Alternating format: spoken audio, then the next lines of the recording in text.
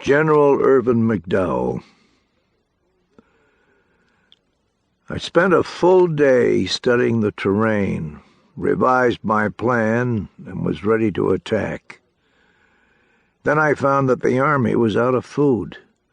The commissary wagons hadn't arrived. I squandered another day waiting for them, praying that Patterson had the rebels in the west penned up beyond the Shenandoah. I made out the sound of train whistles far off, but thought little of it at the time. All was finally in order. We would strike Beauregard on Sunday morning. On Saturday afternoon, I was told that the 8th New York Militia's term of service would end at midnight, and that they planned to march north and not south. I addressed them, as did the Secretary of War. On the morrow, we told them, they'd at last have the chance to fire their rifles at secession and give the bayonet to treason. Without them, the Union might well be lost. The spirit of George Washington hovered above them, awaiting their decision.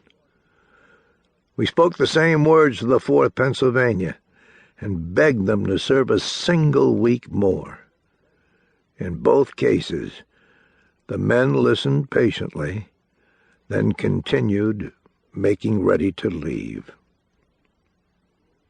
The light faded. The moon came up. I rode back toward my lodgings through the encampments. Some were bedlams of noise and gaming and drunkenness.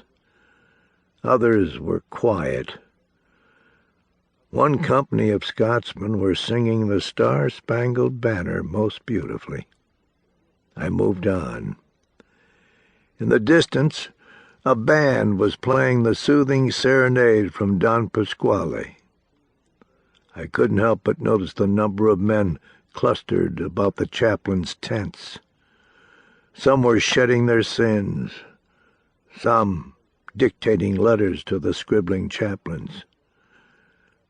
I passed quite close to one and smiled to catch the words, "No qualm, dearest Gwen, at dying for our precious Union."